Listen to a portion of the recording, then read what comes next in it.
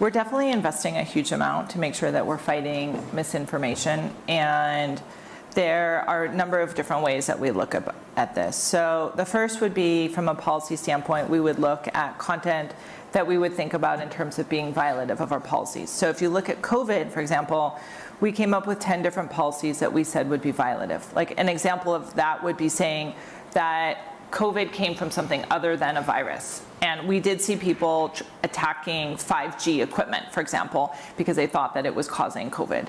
And so that would just be an example of a policy that we'd remove. So we do remove content based on those policies. We actually publish that in a transparency report.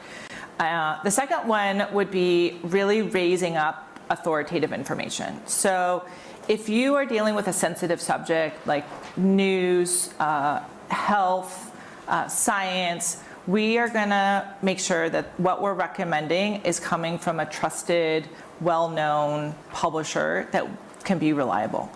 And if you think about how Google works, it's very similar. Like if you type in cancer or you type in COVID, what you're going to get are going to be names that you recognize. They're not going to be someone that just published a web page yesterday.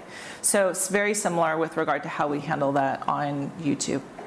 The third is making sure that if there's content that's borderline content that technically meets our policy but is lower quality, that's content that we basically will not recommend to our users. Our users could still access it, but they will not recommend it. And then lastly, we're just really careful about what we monetize. So we always want to make sure that there's no incentive. So for example, with regard to climate change, we don't monetize any kind of climate change material. So there's no incentive for you to keep publishing that material that is propagating something that is generally understood as not accurate information.